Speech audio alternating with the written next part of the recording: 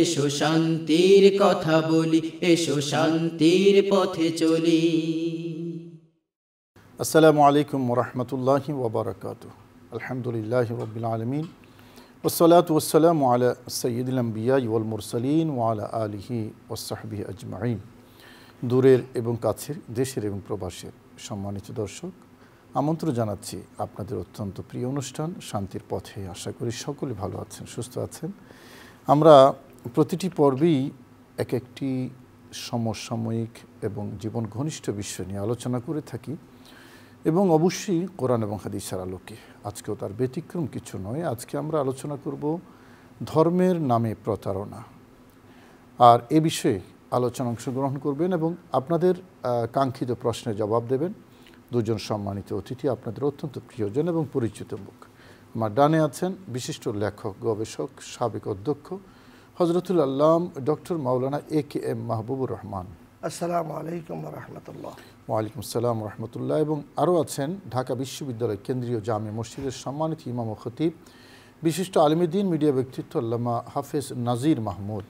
আসসালামু আলাইকুম ওয়া রাহমাতুল্লাহি ওয়া বারাকাতুহু। ওয়ালাইকুম আসসালাম ওয়া রাহমাতুল্লাহি ওয়া বারাকাতুহু। আপনাদের দুজনকে স্বাগত জানাচ্ছি অনুষ্ঠানে। আমরা শুধু দর্শক, যেমনটি বলছিলাম, ধর্মের নামে প্রতারণা, এটা কোনো ধর্মকে আমরা সুনির্দিষ্ট করে বলছি না। সকল ধর্মের মধ্যে ধর্মের নাম দিয়ে এবং ধার্মিক সেজে প্রতারণা করা হয়ে থাকে মানুষের সাথে। এই বিষয়গুলো আলটিমেটলি ধর্মের বদনামি হয়, ধর্ম অপমানিত হয় এবং মানুষের কাছে ধার্মিক তার ধর্মকেই অপমান করে। যুগ যুগ ধরেই সেটা প্রমাণিত। ধর্ম ব্যবসায়ী যারা ধর্মকে বিভিন্নভাবে ব্যবহার করে, দিন শেষে এই ধর্মেরই বদনামি হয়। আমরা সে বিষয়গুলি নিয়ে আজকে আলোচনা করব। আলোচনার সূত্রপাত করবেন আপনাদের অত্যন্ত পরিচিত মুখ ডক্টর AKM মাহবুব রহমান। আমরা একটু সুনির্দিষ্ট করে বলতে চাই যে ধর্মের নামে কি কি প্রতারণা পৃথিবীর মধ্যে হয়েছে এবং হচ্ছে। নাহমাদুহু ওয়া নুসাল্লি ওয়া নুসাল্লিমু আলা রাসূলিহিল কারীম ওয়া আলা আলিহি ওয়া সাহবিহি উলামায়ে উম্মতি আজমাইন, আম্মা বাদ। অত্যন্ত জরুরি একটি বিষয় আজকে আপনি উপস্থাপন করছেন। সেটা হলো সারা বিশ্বে ২৫০০-এর উপরে ধর্ম আছে এবং সকল ধর্ম মানে হলো কর্মের একটা পরিকল্পনা অথবা একটা সুনির্ধারিত নিয়ম নীতি। যেমন আমরা বলি পানির ধর্ম নিচের দিকে যাওয়া, আগুনের ধর্ম উপরে যাওয়া। এটা ধর্ম মানে একটা স্বাভাবিক প্রক্রিয়া, স্বভাবগত যে আচরণ, সেটা ধর্ম। তো আসলে সাইয়েদনা আদম আলাইহিস সালাম থেকে আরম্ভ করে রাসূল পাক সাল্লাল্লাহু আলাইহি ওয়াসাল্লাম পর্যন্ত সকল নবীদের ধর্ম একটাই ছিল, দিন একটাই ছিল, ইসলাম। যুগে যুগে বিভিন্ন এলাকায় বিভিন্ন পর্যায়ে এক একটা নতুন একটা দর্শন নিয়ে আবির্ভূত হয়েছেন। সে ইসলাম থেকেও বের হয়েছেন, ভিন্নভাবেও করেছেন। যেমন আপনার হিন্দু ধর্ম, এটা বহু প্রাচীন। বৌদ্ধ ধর্ম প্রাচীন।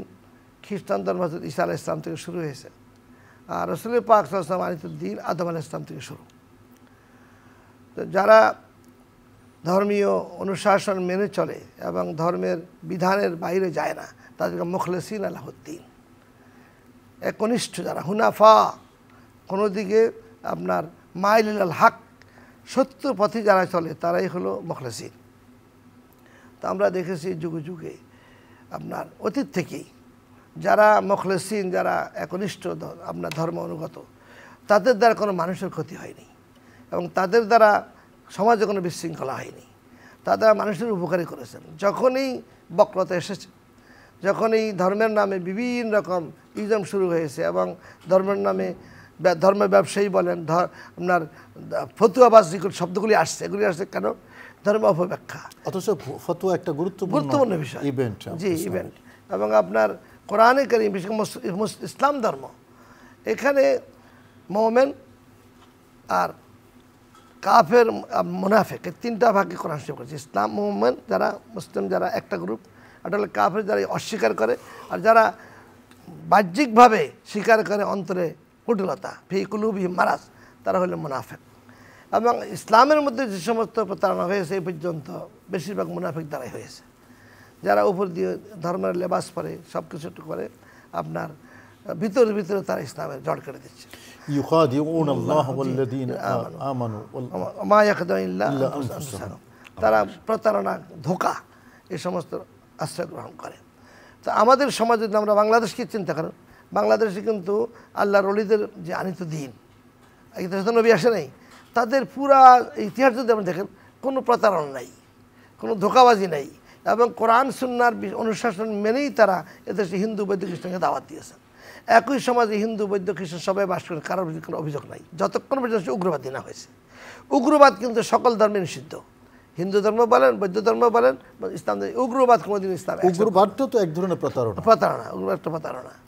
তারপরে আপনার বিভিন্ন নাম সেজে, মানে ধর্মীয় যান, এখন একটা বলছে ইসাই মুসলমান, খ্রিস্টানরা আলাদা একটা ধর্ম নিয়ে আসেন, আবার ইসাই মুসলমান একটা গ্রুপ বের হয়েছে প্রতারণা করার জন্য, মুসলমানদেরকে ধোঁকা দেওয়ার জন্য। আপনার হিন্দু ধর্মের মধ্যেও বিভিন্ন ভাগ আছে, কিন্তু এই প্রতারণার কারণে নিজের ধর্মের কলহ এবং অনৈক্য সৃষ্টি হচ্ছে সব জায়গায়, এবং মানবিকতা হারিয়ে ফেলতেছে, মানুষের প্রতি মানুষের দরদ আপনার চলে যাচ্ছে, এবং একজন একজনকে দেখলে যে এই শ্রদ্ধাবোধ এটা আজকে উঠে যাচ্ছে এই ধর্মীয় প্রতারণার কারণে। মানুষ দেখে যে লোকটা লেবাস পোশাক সুন্দর, পাগড়ি মাথা দেয়, আপনার দাঁড়িয়ে আছে, টুপি আছে, সব আছে, কিন্তু তার আচরণে, তার আকিদায়, তার বিশ্বাসে এমন এক অবস্থা তাই কোনো অবস্থা মেনে নিতে পারছে না, যার কারণেই তার সাথে দ্বন্দ্ব হয়ে যাচ্ছে। তারপরে আপনার বৌদ্ধ ধর্মের কথাই বলেন, বৌদ্ধ ধর্মে আপনি জানেন গৌতম বুদ্ধের যেই ধারাটা চলে আসছে, অহিংস, আপনার কোনো হিংসা নাই, কাউকে আঘাত করা যাবে না, কিন্তু বার্মাতে দেখেন মিয়ানমারে মুসলমানদের মেরে শেষ করে ফেলতেছে, তারা কিন্তু ধর্মের কোনোটাই পালন করতেছে না।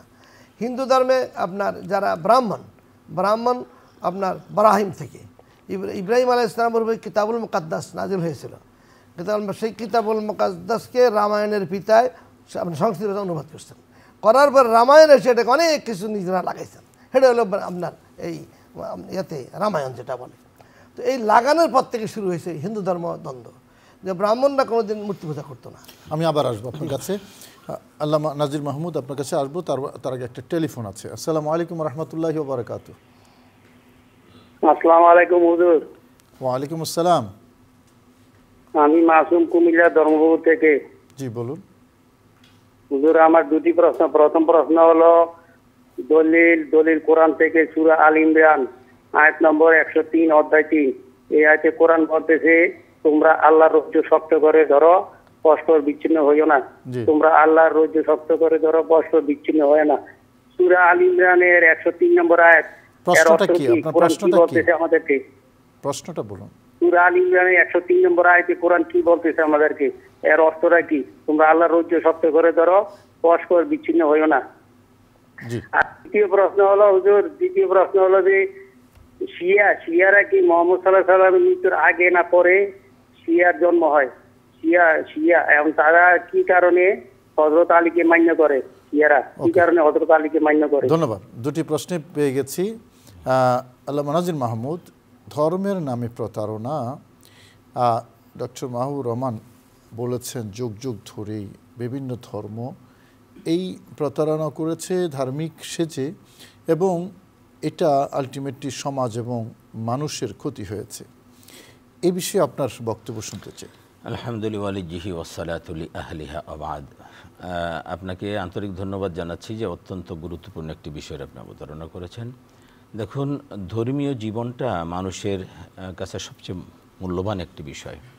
আমরা যদি দেখি, একজন মানুষ ধর্মের বাহিরে থাকতে পারে না, কোনো অবস্থাতেই না। আমাদের আদিপিতা আদম আলাইহিস সালামকে যখন আল্লাহ দুনিয়াতে প্রেরণ করলেন, তখনই আল্লাহ বলে দেন, কুলনা হাবিতু মিনহা জামিআ ফাইম্মা ইয়াতিয়ান্নাকুম মিন্নি হুদান ফামান তাবিআ হুদায়া ফালা খাউফুন আলাইহিম ওয়ালা হুম ইয়াহজানুন, যে তোমরা নিচে নেমে যাও, তবে তোমাদের আদম এবং তোমার সন্তানদের কাছে যুগ যুগ ধরে আমার কিতাব যাবে, হেদায়েত যাবে। যারা হেদায়েতের অনুসরণ করবে তাদের জন্য কোনো ভয় নেই, কোনো চিন্তা নেই, তারা আবার জান্নাতে ব্যাক করবে। কিন্তু যারা এটাকে মিথ্যা প্রতিপন্ন করবে, কুফর করবে, তাদের জন্য মূলত জাহান্নাম। একেবারে ক্লিয়ার কথা। এই হেদায়েতটা কি, এটা আমাদেরকে বুঝতে হবে। হেদায়েত হলো আল্লাহ রাব্বুল আলামিন যেই জাতির জন্য যেই নবী এবং কিতাব দিয়েছেন, ওইটা তাদের জন্য হেদায়েত। তো আল্লাহ রসুল সাল্লাল্লাহু আলাইহি ওয়াসাল্লামের কাছে ওহী আসার পরে কিয়ামত পর্যন্ত আগত সমস্ত মানুষের জন্য এই আল্লাহ পাক কোরআন অবতীর্ণ করেছেন, এবং রসুল পাক সাল্লাল্লাহু আলাইহি ওয়াসাল্লামকে আমাদের জন্য হেদায়েত। এই দুইটা হেদায়েত আমাদের সামনে, রসুলের সুন্নাহ এবং কোরআন। তো এটা চমৎকার বলছিলেন মাহবুব ভাই যে বিভিন্ন সময় এটাকে এই ধর্মীয় লিবাসে মানুষ সন্ত্রাস করছে, ধর্মের অপব্যাখ্যা করে মানুষ প্রতারণা করছে। এটা যদি আমরা দেখি সেই একেবারে শুরু থেকে এটা হয়ে আসছে। আপনি যদি ইহুদিদের মধ্যে দেখেন, খ্রিস্টানদের মধ্যে দেখেন, এটা পরস্পর হয়ে আসছে একের পর এক। ইহুদিরা কী করলে ঈসা আলাইহিস সালামকে মারার জন্য, ঈসা আলাইহিস সালামকে বরং বলা হয়েছে নবী আসলে তাদেরকে রেসপেক্ট করবে, পরবর্তী নবীর ধর্ম অনুসরণ করবে, কিন্তু তারা কি করলো ঈসা আলাইহিস সালামকে মারার জন্য আপনার জানেন যে ঘরের মধ্যে চতুর্দিক দিয়ে ইয়ে করলো। পরবর্তীতে ঈসা আলাইহিস সালামকে আল্লাহ দুনিয়া থেকে তুলে নিলেন। আল্লাহ রসুল সাল্লাল্লাহু আলাইহি ওয়াসাল্লামের জামানায় এগুলো হয়েছে, যেমনটি বলছিলেন মুনাফিকরা এটা করেছে। আল্লাহ রসুল সাল্লাল্লাহু আলাইহি ওয়াসাল্লামের সামনে তারা দেখিয়েছে যে আমরা ধর্মগ্রহণ করেছি, কিন্তু আসলে করে নাই। যার কারণে দেখা গেলো উহুদের যুদ্ধে তারা 313 জন মানুষকে রেখে তারা চলে আসলো। এই যে প্রতারণা, একের পর এক প্রতারণা তারা করেছে। বর্তমান বিশ্বে তো এটা অনেক বেশি বেড়ে গিয়েছে। আমাদের এক ভাই যে শিয়াদের ব্যাপারে জানতে চেয়েছেন, শিয়া তো আসলে আল্লাহ রসুল সাল্লাল্লাহু আলাইহি ওয়াসাল্লামের আগে কীভাবে আসবে? এটা তো আলী রাদিয়াল্লাহু আনহু থেকে, তার সময় থেকে এটা শুরু হয়েছে। একদল এইটাও এক ধরনের প্রতারণা, শিয়া খারেজি। এটা আমি যদি বলি, এটা অবশ্যই একটা প্রতারণা। আলী রাদিয়াল্লাহু আনহুকে কেন্দ্র করে একদল খারিজি হয়ে গেল, আলী রাদিয়াল্লাহু আনহুকে একদম তারা অস্বীকার করে ফেললো, তারা খারিজি হয়ে গেল। আর একদল আলী রাদিয়াল্লাহু আনহুকে এত বেশি শ্রদ্ধা করলো, এত বেশি সম্মান দেখালো যে তারা শিয়া মতবাদ। দুটাই প্রতারণা। এই যে প্রতারণা, এবং সেই থেকে শিয়ারা এই পর্যায়ে রয়েছে। শিয়াদের মধ্যে তো আপনি জানেন প্রতারণাটা কেমন। তারা একদল বলছে যে আসলে নবুয়ত পাওয়ার কথা ছিল আলী রাদিয়াল্লাহু আনহু। তারা বলতেছে যে ইব্রাহিম আল্লাহ রাব্বুল আলামিন ওহী অবতীর্ণ করলেন, তো আলী রাদিয়াল্লাহু আনহুর কাছে আসার কথা ছিল জিবরিল আমিনের, কিন্তু জিবরিল আমিন ভুলক্রমে মুহাম্মদ সাল্লাল্লাহু আলাইহি ওয়াসাল্লামের কাছে গেছে। নাউযুবিল্লাহি মিন যালিক। এই কথা যারা বলবে তাদের ঈমান থাকবে? তারা তো ঈমান থাকবে না। আলী রাদিয়াল্লাহু আল্লাহ রসুলের কাছে যখন ওহী আসে, তখন আলী রাদিয়াল্লাহু আনহুর বয়স মাত্র 9 বছর। তো 9 বছরে তার কাছে ওহী আসবে নাকি? মানে ওদের গোড়াতেই এই যে একটা প্রতারণা, এবং এর থেকে শিয়াদের মধ্যে অনেক ফিরকা আছে আপনি জানেন। তো এই যে হলো তাদের চিন্তা চেতনা। এবং আপনারা যদি দেখেন, আমরা যদি আরও দেখি, এই যে আমাদের উপমহাদেশে এই যে মোহাম্মদিয়া ধর্ম বলে একটা আছে, কাদিয়ানিরা, তারা মোহাম্মদিয়া মুসলিম ধর্ম বলে প্রচার করছে। টোটালি প্রতারণা। যারা কাদিয়ানিদেরকে মানে কাদিয়ানিরা কাফের, এটা একদম ডিসাইডেড বিষয়। কাদিয়ানিরা কাফের, তারা আল্লাহ রসুলকে শেষ নবী মানে না, সুতরাং তারা কোরআনকে অস্বীকার করছে, রসুলের হাদিসকে অস্বীকার করছে, তারা কাফের। কাদিয়ানিদেরকে যারা কাফের মনে করবে না, তাদেরও ঈমান থাকবে না। একেবারে ক্লিয়ার কথা। সুতরাং এই যে প্রতারণা ধর্মের নামে, কাদিয়ানি বলেন, শিয়া বলেন, রাফেজি বলেন, খারেজি বলেন, এক এক সময় এক এক ধরনের প্রতারণা। তবে হিন্দুদের মধ্যে এরকম, আমরা তো ধর্মীয় যেই বিভাজনের কথা গেছি, আমরা আমাদের সমাজে যারা হাজির সাহেব হজ করে এসে যারা সিন্ডিকেট করে, এটাও তো একটা প্রতারণা। অবশ্যই প্রতারণা। এটাও প্রতারণা। পেঁয়াজের দাম বাড়ায় দেওয়া, সোয়াবিন তেলের দাম বাড়ায় দেওয়া, এটা ধরনের প্রতারণা। কিন্তু লেবাসে তো হাজির সাহেব। আমরা ডক্টর এ কে মাহবুবুর রহমান, আপনার কাছে ধর্মীয় উগ্রতা যেটা আপনি বলছিলেন, সে কথাটা, ধর্মীয় উগ্রতাটা, এটা ইন্টাররিলিজিয়নের মধ্যে আছে, আবার এক ধর্মের ভিতরও আছে। এই উগ্রতাটা, এটার কারণটা কি? এটার প্রকৃতিটা কি? প্রতারণার মধ্যে পড়ে কিনা? এটা আসলে আমরা সাম্প্রতিক কালও বিভিন্ন দেশে, আমাদের দেশে, বিভিন্ন দেশে ধর্মের যে উন্মাদনা দেখি, এটা তো কোনো ধর্মই এলাও করে না। তারপর কেন হচ্ছে এটা? এটা হওয়ার কারণ হলো মূল যে ধর্মের যে উসুল, মূলনীতি, এটার থেকে সরে গিয়ে নিজেরা যখন নিজস্ব মতামত সেখানে ঢুকায়। যেমন কোর্টে বিচার করছে বিচারপতি, এখন এরা উগ্রবাদী হয়ে 2জন বিচারপতি মেরে ফেললো। কে তাদেরকে রায় দিল? রায় দেওয়ার তো একটা অথরিটি আছে। এই জন্য ইসলামে যে সমস্ত কোনো কাজ করতে হলে অথরিটি তাকে আপনার পারমিট করতে হবে, কিন্তু তা না করে নিজের একটা বানাই নিল, আমি যে মত পোষণ করি এর বাইরে সব মারো। যেমন সৌদি আরবের হাজার লাখ আলেম মারা হয়েছে, আমাদের মত আপনার না মানলে তাকে হত্যা করো, এবং মোবা বলা হয়েছে হত্যা করা, সাংঘাতিক অবস্থা। তো এইভাবে আপনার এক উগ্রবাদ তখনই সৃষ্টি হয় যখন নিজেরা মূল ধর্ম থেকে সে নিজস্ব মত যখন প্রকাশ করে, এবং যখন মনে করে যে আমি যেটা প্রকাশ এটাই হক আর সবটা বাতিল, তখন বাতিলদেরকে আপনার মারার জন্য, ধ্বংস করার জন্য, তারা পরাস্ত করার জন্য চেষ্টা করা হয়। এবং এই যে উগ্রবাদ সৃষ্টি হয়েছে, এর কারণটা কি? কারণ হলো কোরআন শরীফের যে আয়াতগুলো আসছে সেগুলো ব্যাখ্যাকে সঠিক না করে অপব্যাখ্যা করছেন। অপব্যাখ্যা আছে না, আমাল্লাম ইয়াহকুম বিমা আনজাল ফাউলাইকুমুল কাফিরুন ফাসিকুন জালিম, এই যে আয়াতগুলো, যারা আল্লাহর হুকুমতে চলে না বা হুকুম করে না, বিচার করে না, তারা কাফের। এটা কাফের তো শানে, এবং আপনার ইহুদিদের শানে বিভিন্ন শানে নজরুল আছে। কিন্তু এখন আমি মনে করলাম যে যেহেতু আমি একটা ইসলাম কায়েম করতে চাই, এখন এর বাইরে যা আছে সবগুলি কি মেরে ফেলতে হবে, এটা হলো উগ্রবাদ। এবং এই উগ্রবাদ থেকে বাঁচার জন্য আল্লাহ রুল্লাহ 4টা থিওরি দিয়েছে যে একজন মুসলমান ইমান আনছেন, কোরআন শরীফ পড়েন, হাদিস শরীফ জানেন এবং ফেকাও জানেন, কিন্তু তাকে 4টা জিনিস অনুসরণ করতে হবে। একটা হলো বিজ্ঞ এবং আদর্শ মানুষের সোহবাত তাকে লাগবে, সোহবাত তার সাথে কোনো মাসা দেখিন।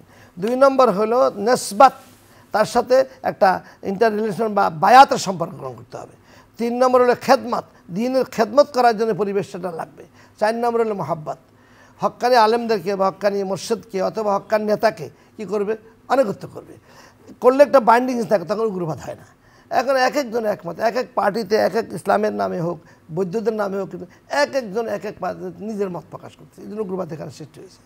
এবং সবচেয়ে মারাত্মক এটা খারিজি থেকে আসছে যে আমরা যা বিশ্বাস করি, আমরা যা আকীদা পোষণ করি, এর বাইরে তাদের হত্যা করা বৈধ। এই কারণে এই আপনার ইরানে আপনি যদি ইতিহাস পর্যালোচনা করেন, 15 দিনে আপনার 16 লাখ সুন্নিদেরকে জবাই করা হয়েছে, সুন্নিদেরকে। আবার 10 দিনে ওরা 10 লাখ সুন্নিদেরকে জবাই করছে এই তেহরান, এই জোনে। এটা ইতিহাস। পরবর্তী টাইমে যাক আপনার পরে থামছে। কেন হয়েছে? আমরা হক সব বাকিদেরকে মেরে ফেলো। তো আপনার এই যে সমস্যাটা আমাদের বাংলাদেশে আর কি উগ্রবাদী কেন হচ্ছে, উগ্রবাদী হচ্ছে ইসলামের যদি কোরআনের যে ডিসিশন দিতে হয় তো কমপক্ষে 21টা এলেম লাগবে, এটা কিতাবে শিখতে হয়। কিন্তু এখন 2টা এলেমও নাই, তিনি ফতুয়া দিচ্ছেন। ফতুয়া দিয়ে হচ্ছে কি এক ইয়ং জেনারেশন জানে না, তারা মনে করে এটাই সত্য, এটা জায়েজ নাই, ওটা বলতে মানে প্রশ্নটা করার সাথে সাথে তিনি মনে করেন না একদম হাফেজে ফেকা, তিনি মুজতাহিদ, এটা জায়েজ নাই, ওটা জায়েজ নাই, এটা বেদাত শিরক ফতুয়া দিতে দিতে আমাদের যুব সমাজকে তিক্ত করে ফেলছে। অথচ ফতুয়াদের যেই স্ট্যান্ডার্ড, আপনার যে রায় দেওয়ার যে স্ট্যান্ডার্ড, সেটা ইসলাম নির্ধারণ করে দিয়েছে। আপনার হাদিসের 24টা এলেম লাগবে, সেই এলেমগুলো নাই। ফেকার 48টা এলেম লাগবে। এরপরে আল্লামা চিকুতে লিখছেন এলমে মওহেবা, তাকে তরিকতের সবক নিয়ে রাসূলুল্লাহ পাকের দিদার হয়ে সে আল্লাহ তাআলার সাথে একটা ইন্টাররিলেশন হবে, সেই ব্যক্তি ফতোয়া দিতে পারে। কেন? তাহলে আল্লাহর ভয় থাকবে। হযরত ইমাম মুহাম্মদ শাইবানি রাদিয়াল্লাহু তাআলা বলছেন যে আমি জান্নাত এবং জাহান্নামের মাঝখানে দাঁড়িয়ে আছি, আমি সত্যিকারে ফতোয়া দিতে পারি তাহলে জান্নাত, একটু বেশ করলে আমি জাহান্নামে যেতে হবে, বিচারকের আদালত। এটা তাকওয়া ছিল। আমি আবার সময় হলে আবার আসবো আপনার কাছে। আল্লামা নাজির মাহমুদ, ওয়াতাসিমু বিহাবলিল্লাহি জামিয়া ওয়ালা তাফাররাকু, এই আয়াতের মর্মার্থকে কি বোঝাতে চেয়েছেন এটা বলবেন। আর এই যে ধর্মীয় উগ্রবাদ এবং এই উন্মাদনায় মূলত সারা পৃথিবীর অনেক জনগোষ্ঠী ক্ষতিগ্রস্ত হয়েছে এবং আমাদের এই প্রিয় মাতৃভূমি বাংলাদেশেও আমরা সময়ে সময়ে এরকম কিছু একটা উন্মাদনা দেখতে পাই, যেটা আমাদের জাতীয় জীবনে অনেক ঘোর অমানিসা ডেকে নিয়ে আসে। আমরা তো শান্তি চাই, ইসলাম সহমর্মিতা বিশ্বাস করে, ধর্মের সহাবস্থানে বিশ্বাস করে ইসলাম। তো আমার ধর্মে যেটা জায়েজ অন্য ধর্মে সেটা নাজায়েজ হতে পারে, আমার ধর্মে যেটা নিষিদ্ধ অন্য ধর্মে সেটা অ্যালাউড হতে পারে। যেমন মনে করেন গরু গোশত আমাদের জন্য হালাল, কিন্তু অন্য ধর্মে সেটা একটা পবিত্র বস্তু হতে পারে। এখন সেক্ষেত্রে আমার হালাল জিনিস আমি যখন ভক্ষণ করতে চাইব, অন্য ধর্মে সেখানে উন্মাদনা করার কোনো সুযোগ নেই। আবার আমার ধর্মে শুকর এটা হারাম, অন্য ধর্মে সেটা অ্যালাউড হতে পারে। তো তারা যখন সেটা ব্যবহার করবে আমার সেখানে উন্মাদনা দেখানো কোনো প্রয়োজন নেই। এই যে বিষয়গুলো এখন সেই উন্মাদনাটা দেখিয়ে অন্য ধর্মের উপর আক্রমণ, সেটা দেশে দেশে বিভিন্ন জায়গায় আমরা দেখতে পাই। এই ব্যাপারে আপনার বক্তব্য? জি, চমৎকার বলছিলেন। ওয়াতাসিমু বিহাবলিল্লাহি জামিআন ওয়া লা তাফাররাকু, এটা অত্যন্ত গুরুত্বপূর্ণ একটি বিষয়, বিশেষ করে যারা আল্লাহর কিতাবকে বিশ্বাস করে। আল্লাহ রাব্বুল আলামিন এর মাধ্যমে যারা কিতাব গ্রহণ, মানে সমস্ত মুসলমানদেরকে কিতাব কোরআনুল কারীমকে ঐক্যবদ্ধভাবে ধরতে বলেছেন। কোরআনুল কারীম শরিয়াত, এটাকে বোঝানো হয়েছে যে তোমরা এটাকে ঐক্যবদ্ধভাবে ধরো, বিচ্ছিন্ন হয় না। এর আগে যদি আপনি দেখেন আল্লাহ রাব্বুল আলামিন অকুনতুম আলা শাফা হুফরাতিন মিনান নার ফাআনকাযাকুম মিনহা ওয়াতাসিমু বিহাবলিল্লাহি জামিআন ওয়া লা তাফাররাকু, এরপরে আল্লাহ পাক বলছেন ওয়াযকুরু নি'মাতাল্লাহি আলাইকুম ইয কুনতুম আ'দাআ। তো এই যে বিষয়টা আল্লাহ বলছেন যে তোমরা তো এমন অবস্থায় ছিলে যে জাহান্নামের কিনারে দাঁড়িয়েছিলে, অর্থাৎ তোমাদের নৈতিকতা এমন পর্যায়ে চলে গেছে যে মৃত্যুর সাথে সাথে জাহান্নাম। আল্লাহ বলছেন আমি তোমাদেরকে ভাই ভাই করে দিলাম, তোমাদের মধ্যে মহাব্বত পয়দা করে দিলাম, ভালোবাসা পয়দা করে দিলাম, তোমরা ভাই ভাই হয়ে গেলে। এখন তোমরা আল্লাহর রজ্জুকে, আল্লাহ পাক যে কিতাব দিয়েছেন, যে শরীয়ত দিয়েছেন, এইটাকে তোমরা ঐক্যবদ্ধভাবে ধারণ করো, এখানে মতবিরোধ করো না। আজকে যে কথাটা আমরা মতবিরোধ করো না, এবং এখানে তোমরা এই পরস্পর বিচ্ছিন্ন হয় না। ছোটোখাটো বিষয় নিয়ে ঘটনা ঘটতে পারে, যেমন আমি যদি বলি আবদুল্লাহ ইবনে ওমর রাদিয়াল্লাহু আনহু, তিনি আবদুল্লাহ ইবনে মাসউদ রাদিয়াল্লাহু আনহু, তিনি ওমর ইবনুল খাত্তাব রাদিয়াল্লাহু আনহুর বিভিন্ন সাথে মতবিরোধ করতেন মাসআলা নিয়ে। তো নামাজে কিন্তু সবার আগে তিনি ওমর রাদিয়াল্লাহু আনহুর পিছনে যা দাঁড়াতেন। তো মানুষ বলতো যে এটা তুমি কি করো, তুমি তার সাথে দেখি যে ডিবেট করো, আবার নামাজে সবার আগে তার সাথে একসাথে তার পিছনে সবার আগে দাঁড়াও। তো উনি বলছে যে আরে তোমরা কি বলো, আমরা তো এলমি বিষয়ে আমরা বিতর্ক করি, এলমি বিষয়ে তিনি একটা মত প্রকাশ করছেন, আমি একটা মত প্রকাশ করছি, কিন্তু আমরা তো ঐক্যের রশিটাকে ছিঁড়ে ফেলতে পারি না। এই যে ঐক্যবদ্ধ, আপনার সাথে আমার সাথে বিভিন্ন ধরনের এলমি বিষয়, জ্ঞানের বিষয়ে আপনার সাথে আমার সাথে দর্শনের বিষয়ে মতপার্থক্য থাকতেই পারে, কিন্তু মূল যে বিষয় সেখানে তো আমরা এক হতে হবে, এটা হলো মূল কথা। দ্বিতীয় যে বিষয়টা বলছেন যে এই যে উগ্রতা, আমরা যদি দেখি, আমাদের ভাই বলেছেন মুসলিমদের কথা, আমরা যদি আমাদের দেশে অন্য অন্য ধর্মের ব্যাপারে দেখি তাও এরকম যে আমরা যে বিষয়টা উগ্রতা আসলে কোনো ধর্মই পছন্দ করে না। আমরা যদি হিন্দু ধর্মের কথা বলি, হিন্দু ধর্মের মূল বিষয়কে তারা কি উগ্রতা পছন্দ করে? কিন্তু করে না, ধর্মে নাই। এখন এই ধর্মীয় লিবাস পরে কিছু মানুষ উগ্রতা ছড়াচ্ছে। আমি কালকে চট্টগ্রামে ছিলাম, দেখলাম কি পরিমাণ মানে কি বাজে অবস্থা সেখানে। তো এই যে উন্মাদনা তারা ছড়াচ্ছে, এটা কোন স্বার্থে ছড়াচ্ছে? এটা কি আমাদের দেশকে এই স্বাধীনতা সার্বভৌমত্বকে তারা করতে চায়, মানে পর্যদস্ত করতে চায়? এটা কি মূল এজেন্ডা কি সেইটা? এটা আসলে ধর্মের কোনো বিষয় না, আমার কাছে ধর্মীয় কোনো বিষয় মনে হয়নি, বরং মনে হয়েছে যে এর অন্তরালে একটা ফাসাদ, একটা ফতনা ফাসাদ, একটা মানে বিশৃঙ্খলা সৃষ্টির একটা পায়তারা চলছে। সুতরাং আমরা কোনোভাবেই এটা মেনে নিতে পারি না। যখন আমরা দেখব ধর্মীয় লিবাসে কোনো গোষ্ঠী আমার দেশের স্বাধীনতা সার্বভৌমত্বকে বিপন্ন করার চেষ্টা করবে, কোনো অবস্থাতে আমরা সেটা মেনে নিব না, বরং আমরা সকলে ঐক্যবদ্ধভাবে সেটাকে প্রতিহত করব। এটা হলো আমাদের দায়িত্ব। সুতরাং এই কাজটা যারা করবে আমরা কোনোভাবেই তাদেরকে এক্সপেক্ট করতে পারি না, সে যে ধর্মেরই হোক না কেন, যে ধর্মের নাম দিয়ে করুক না কেন, সে যে সংগঠনের নাম দিয়ে করুক না কেন, আমরা কোনোভাবেই সেটা মেনে নিব না, এটা মেনে নেওয়া যায় না। আমরা যেটা দেখছি, আপনি দেখেন কি কারণে কোত্থেকে কি হয়ে গেল, একটা মানুষকে ধরে নিয়ে জবাই করে দিতে হবে প্রকাশ্য দিবালোকে, কি এমন ঘটেছিল? সুতরাং এটা একটা আমার মনে হচ্ছে দেশীয় এবং আন্তর্জাতিক পর্যায়ে একটা ষড়যন্ত্র, দেশকে বিপন্ন করার জন্য নতুনভাবে দেশ এগিয়ে যাচ্ছে, এটা যাতে এগোতে না পারে সেটার জন্য একটা বড় ষড়যন্ত্র। দেশি বিদেশি অনেক মিডিয়া সেটাকে ধর্মীয় রূপ দেওয়ার চেষ্টা করছে। না, এটা ধর্মীয় কোনো রূপ না, এটা ধর্মীয় রূপ না, কারণ কোনো ধর্মই এই কাজটাকে অ্যাকসেপ্ট করে না, কোনো ধর্মই এটা বলে না। আপনি যদি দেখেন এই যে জিহাদ, ইসলামের একটা বড় বিষয় আছে জিহাদ কি যে কোনো কেউ করতে পারবে? না, জিহাদ করার কয়েকটা শর্ত আছে। যিনি রাষ্ট্রনায়ক তিনি এটা ঘোষণা করবেন, পরিবেশ দেখে তিনি এটাকে সোলজারদেরকে দিয়ে তিনি এটা করবেন, যে কোনো কেউ এটা করতে পারে না, এটা অবশ্যই রাষ্ট্রনায়কের অনুমতি থাকতে হবে। তো আপনি একযোগে একদম 64 জেলায় বোমা ফাটিয়ে বললেন আমি জিহাদ করবো, এটার নাম জিহাদ নয়, এটা হলো সন্ত্রাস, জঙ্গিবাদ, এটার নাম জিহাদ নয়। জিহাদের সিস্টেম আছে, 4টা শর্ত আছে, 4টা শর্ত মেনে তারপরে জিহাদ করতে হবে। অবশ্যই নেতৃত্ব থাকতে হবে, যিনি রাষ্ট্রপ্রধান থাকবেন, আমির থাকবেন, তিনি এর নেতৃত্ব দেবেন, তিনি যদি হুকুম করেন তাহলেই মাত্র সে জিহাদ করতে পারবে, আদারওয়াইজ করতে পারবে না। সুতরাং এই যে ধর্মের নামে যারা এই কাজগুলি করছে, অবশ্যই তারা এটা, আমি দেখলাম যে হিন্দু ভাইরা যারা আছে তারাও এটার প্রতিবাদ করতেছে, না এটা আমরা মানি না, এটা মানি না। জি, ধন্যবাদ আপনাদের দুজনকে। শুধু দর্শক, আসলে ধর্মের নামে প্রতারণা যুগ যুগ ধরে হয়েছে, এবং তাতে করে শুধু যে মানুষ ক্ষতিগ্রস্ত হয়েছে তা কিন্তু নয়, ধর্ম ক্ষতিগ্রস্ত হয়েছে। আমরা চাই না এই ধর্মের নামে প্রতারণায় কোনো সমাজ ক্ষতিগ্রস্ত হোক, কোনো দেশ ক্ষতিগ্রস্ত হোক। আমরা এই বাংলাদেশের মানুষ, বাংলাদেশের নাগরিক, আমরা এই দেশকে আমরা ভালোবাসি। আমাদের দেশ সাম্প্রদায়িক সম্প্রীতির দেশ, সকল মানুষ আপন আপন ধর্ম পালন করবে। তবে সংখ্যাগরিষ্ঠ মুসলিম দেশে মাঝে মধ্যে আমরা ইসলামের উপরে বা ইসলামের বিরুদ্ধেই বিভিন্ন ষড়যন্ত্র আমরা দেখি, এগুলো কাঙ্ক্ষিত নয়, মেনে নেওয়া যায় না। আমরা চাই সবাই আপন আপন ধর্মে স্বাধীন থাকুক এবং আপন আপন ধর্ম পালন করুক। এই প্রত্যাশায় সকলের মঙ্গল কামনা করে আজকের পর্ব এখানে শেষ করছি। আসসালামু আলাইকুম ওয়া রাহমাতুল্লাহি ওয়া বারাকাতুহু।